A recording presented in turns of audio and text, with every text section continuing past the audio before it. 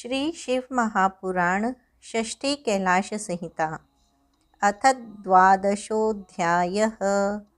प्रणव रूप शिव तत्व का वर्णन तथा संन्यासांगभूत नांदी श्राद्ध विधि।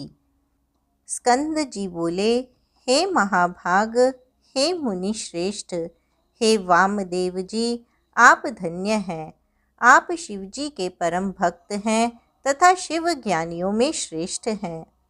सभी लोकों में कहीं भी आप अंतर्यामी को कुछ भी अविदित नहीं है। फिर भी मैं लोक पर कृपा करने वाले आपसे कह रहा हूँ। इस लोक में सभी जीव विविध शास्त्रों के व्याह मोह में पड़े हुए हैं और परमेश्वर की अति विचित्र माया से ठगे गए हैं। वे महेश्वर, सगुण, निर्गुण, पर ब्रह्म स्वरूप तथा तीनों देवों को उत्पन्न करने वाले हैं। प्रणव के अर्थ साक्षात शिव ही हैं।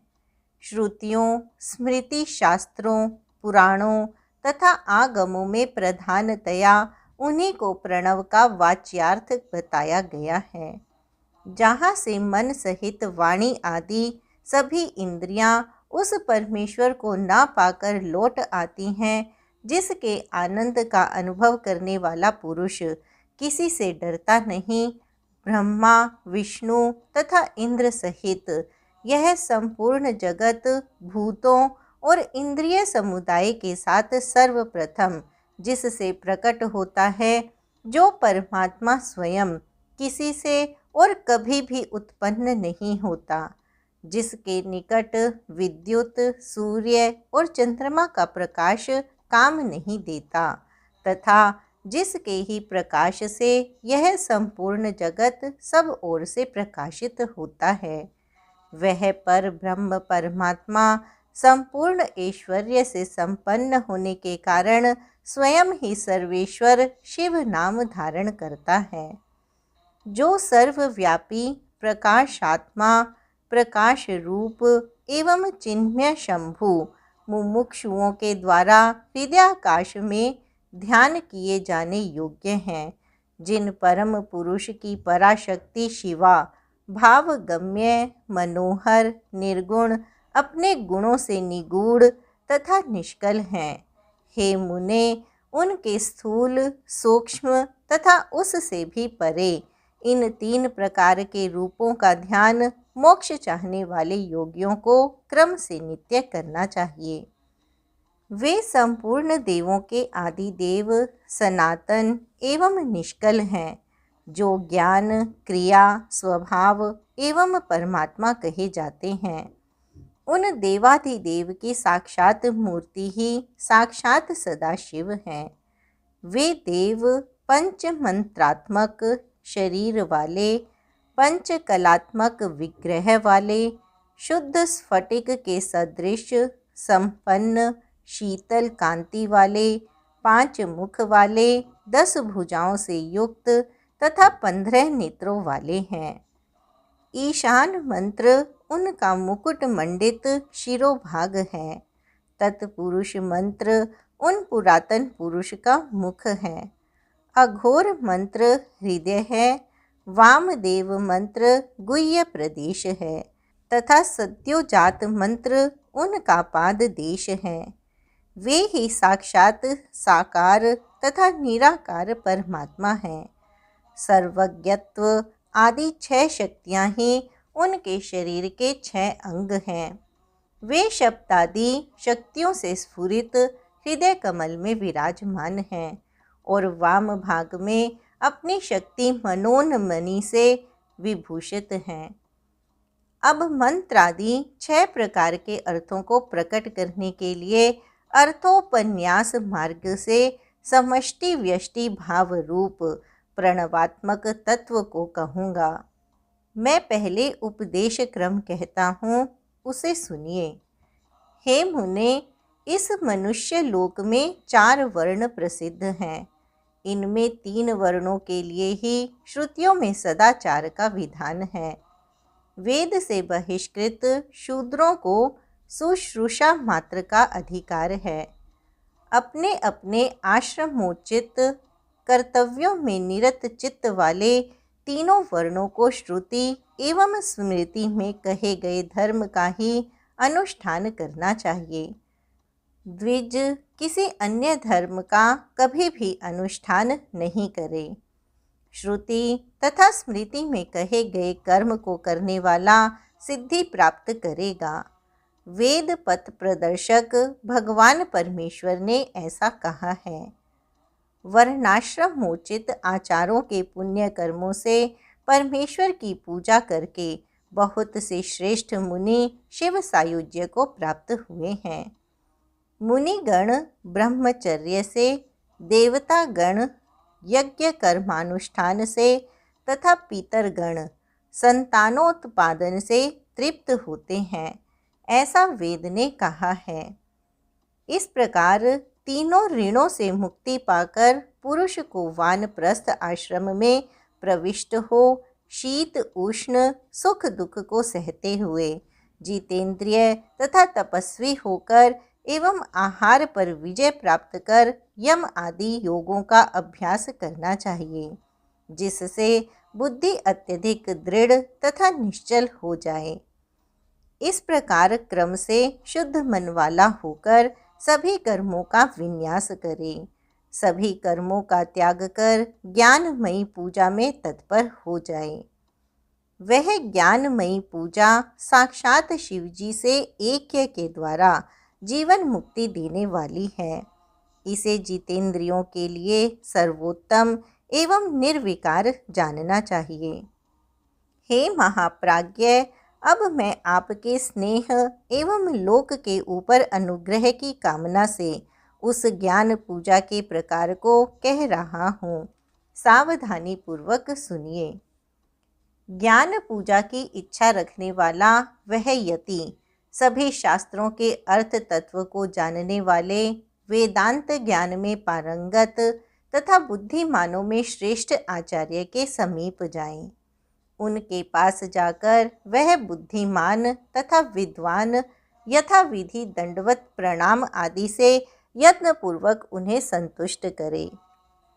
जो गुरु हैं वे ही शिव कहे गए हैं और जो शिव हैं वे ही गुरु कहे गए हैं, ऐसा मन में निश्चय करके उनसे अपना विचार प्रकट करना चाहिए।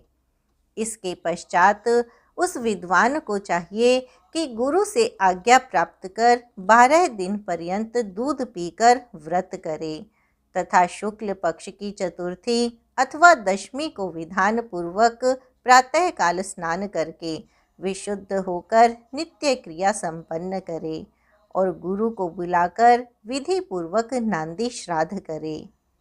उस श्राद्ध में सत्य वसु संज्ञक विश्व देव कहे गए हैं और उस देव श्राद्ध में ब्रह्मा, विष्णु एवं महेश ये 3 कहे गए हैं।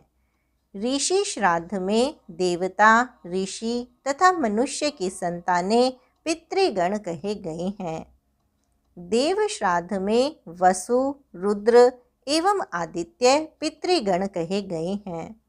मनुष्य श्राद्ध में सनक आदि चारों मुनीश्वर कहे गए हैं और भूत श्राद्ध में पंच महाभूत तथा उसके बाद चक्षु आदि इंद्रिय समूह और 4 प्रकार के भूत समूह कहे गए हैं।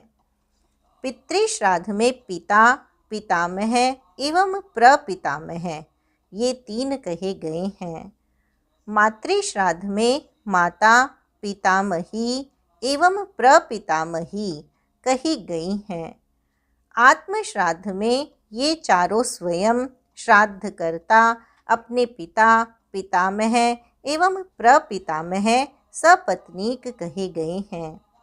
मातामह के श्राद्ध में मातामह आदि ये 3 मातामह, प्रमातामह तथा वृद्ध प्रमातामह ग्रहण किए जाते हैं। प्रत्येक श्राद्ध में 2 ब्राह्मणों को आमंत्रित करना चाहिए।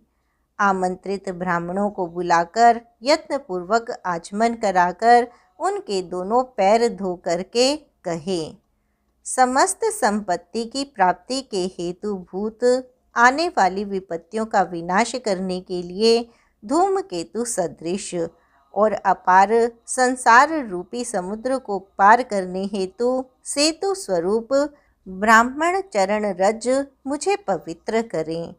आपदा रूपी घने अंधकार को नष्ट करने के लिए 1000 सूर्यों के समान वांछित फल को देने हेतु कामधेनु सदृश और समस्त तीर्थों के जल सदृश पवित्र मूर्ति वाले ब्राह्मणों की चरण रज मुझे पवित्र करें।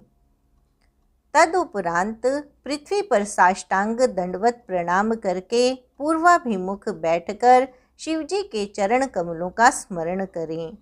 पुनः हाथ में पवित्री धारण कर शुद्ध हों और यज्ञोपवीत धारण कर आसन पर दृढ़ता पूर्वक बैठ करके 3 प्राणायाम करें।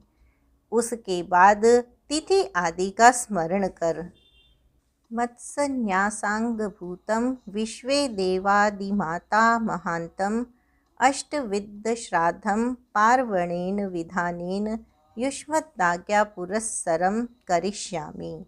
इस प्रकार का संकल्प कर कुशा को उत्तर की ओर त्याग दे।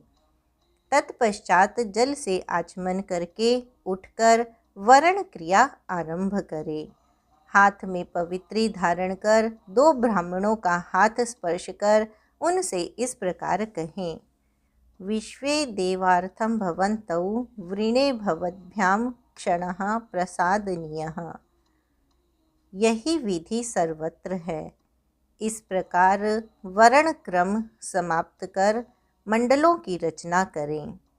उत्तर से लेकर 10 मंडल बनाकर अक्षतों से पूजन करके उनमें क्रम से ब्राह्मणों को बैठाकर उनके पैरों पर अक्षत आदि चढ़ाएं और विश्वे देवा आदि नामों से संबोधन पूर्वक यह कहें कि आप लोगों के लिए कुश, पुष्प, अक्षत तथा जल सहित यह पाद्य है।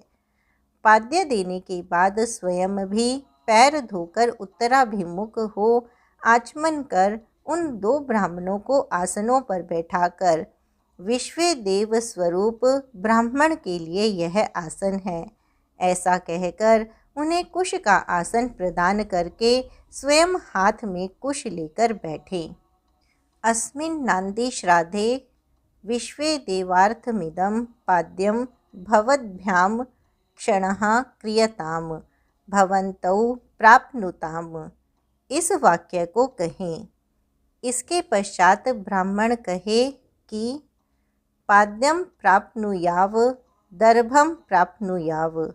इस प्रकार स्वीकारात्मक वाक्य कहना चाहिए। इसके बाद उन श्रेष्ठ द्विजों से यह प्रार्थना करें, मेरा कार्य पूर्ण हो, मेरे संकल्प की सिद्धि हो और आप लोग मेरे ऊपर कृपा करें।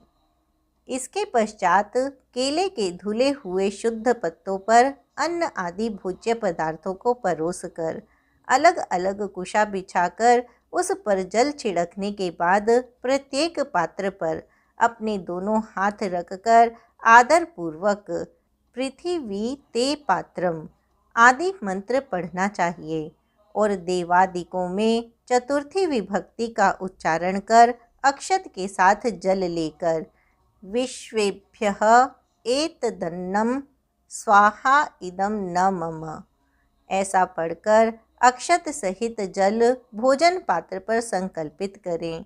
सभी जगह माता आदि के लिए यही विधि है। इसके बाद जिनके चरण कमल के स्मरण से तथा जिनके नाम जप से न्यून कर्म भी पूर्ण हो जाता है उन सांब शिव को मैं प्रणाम करता हूँ। इस प्रकार प्रार्थना कर फिर बोलें कि मैंने जो यह नांदी मुख श्राद्ध किया है वह यथा योग्य है ऐसा आप कहें। तब ब्राह्मण कहें कि ऐसा ही हो। तत्पश्चात उन श्रेष्ठ ब्राह्मणों को प्रसन्न करके अपने हाथ में स्थित जल को पृथ्वी पर छोड़कर दंडवत प्रणाम करके फिर उठकर उदार बुद्धि वाला वह यजमान अत्यंत प्रेम पूर्वक ब्राह्मणों से हाथ जोड़कर प्रार्थना करे कि यह अन्न अमृत हो। इसके बाद श्री रुद्र सूक्त, चमकाध्याय तथा पुरुष सूक्त का यथाविधि पाठ करें और सदाशिव का ध्यान कर ईशान, तत्पुरुष, अघोर, वामदेव एवं सद्योजात 5 ब्रह्म मंत्रों का जप करें। भोजन के अंत में रुद्र सूक्त का पाठ कराकर ब्राह्मणों से क्षमा प्रार्थना करें और अमृता पिधानमसि स्वाहा मंत्र से उत्तरा पोषणार्थ जल प्रदान करें। इसके बाद पैर धोकर आचमन करके पिंड स्थान पर जाए और पूर्वाभिमुख बैठकर मौन धारण करके 3 बार प्राणायाम करें। अब मैं नांदी मुख श्राद्ध का अंगभूत पिंडदान करूँगा, ऐसा संकल्प कर दक्षिण से आरंभ कर उत्तर तक 9 रेखाएं बनाकर उनके आगे पूर्व की ओर अग्रभाग वाले 12 कुशों को क्रमशः दक्षिण की ओर से देवता आदि के 5 स्थानों में बिछाकर तथा क्रम से पितृवर्ग के 3 स्थानों में मौन भाव से अक्षत और जल छोड़ें। अन्य मातृपक्ष के स्थानों में भी जल से मार्जन कर देना चाहिए। इसके बाद अत्र पितरो मादयध्वम यह कहकर अक्षत सहित जल से पूजन करके इसी क्रम से देवगणों के 5 स्थानों पर भी अक्षत जल समर्पित करना चाहिए। तदनंतर उन देवताओं के चतुर्थ यंत्र नामों का उच्चारण करके 5 स्थानों में प्रत्येक स्थान पर 3-3 पिंड प्रदान करें। इसी प्रकार शेष स्थानों पर भी पिंड प्रदान करें।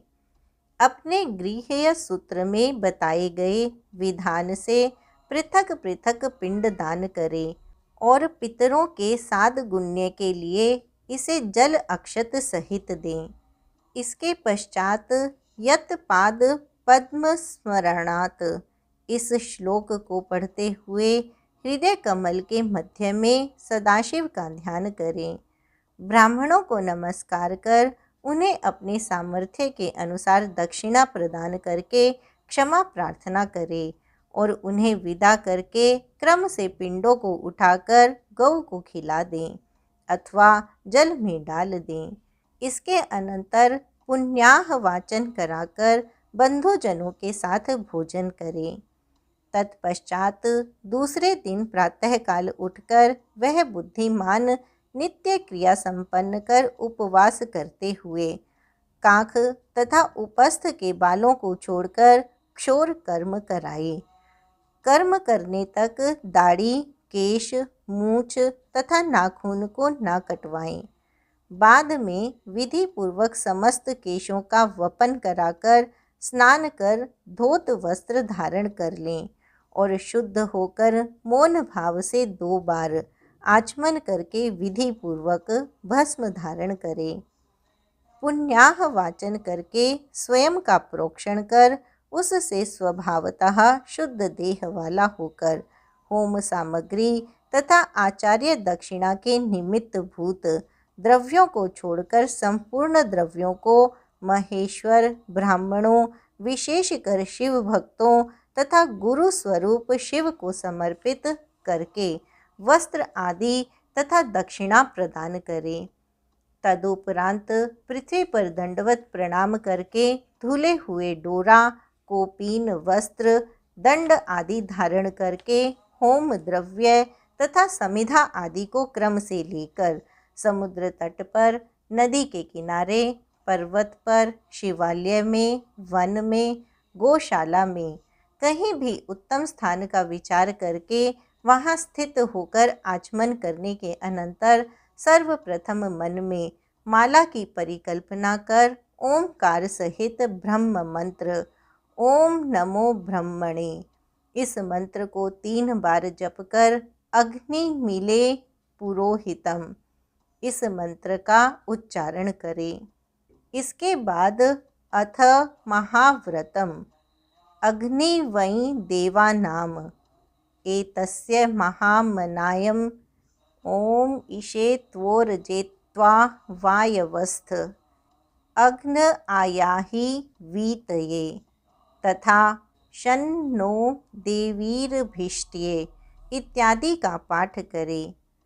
तत्पश्चात यम रस तज भ न लग पंच संवत्सरमयं समामनायः समामनातः अथ शिक्षां प्रवक्ष्यामि वृद्धिरादैच अथातो धर्म जिज्ञासा अथातो ब्रह्म जिज्ञासा, इन सब का पाठ करें। तदनंतर यथासंभव वेद पुराण आदि का स्वाध्याय करें। ब्रह्मा, इंद्र, सूर्य, सोम, प्रजापति, आत्मा, अंतरात्मा, ज्ञानात्मा, परमात्मा, इनके आदि में ओम तथा अंत में चतुर्थ यंत्र विभक्ति लगाकर अंत में नमः, ओम इंद्राय नमः इत्यादि क्रम से पद लगाकर जप करें। तदुपरांत एक मुट्ठी सत्तू लेकर प्रणव का उच्चारण करके उसे खाए और 2 बार आचमन करके नाभि का स्पर्श करें। इसके पश्चात पूर्व में प्रणव तथा अंत में स्वाहा पद से युक्त बताए जा रहे आत्मा आदि शब्दों के चतुर्थ यंत्र रूपों का पुनः जप करें। आत्मने स्वाहा, अंतरात्मने स्वाहा, ज्ञानात्मने स्वाहा, परमात्मने स्वाहा, प्रजापतये स्वाहा, इन मंत्रों का जप कर अलग अलग दूध, दही एवं घी का 3 बार प्रणव मंत्र पढ़कर प्राशन कर 2 बार आचमन करें और पूर्व दिशा की ओर मुख करके एकाग्र चित्त हो स्थिरता पूर्वक आसन पर बैठकर यथोक्त विधि से 3 प्राणायाम करें। इति श्री शिव महापुराणे षष्ठयां कैलाश संहितायां संन्यास विधि वर्णनम नाम 12वाध्यायः। इस प्रकार श्री शिव महापुराण के अंतर्गत छठी कैलाश संहिता में संन्यास विधि वर्णन नामक 12वां अध्याय पूर्ण हुआ।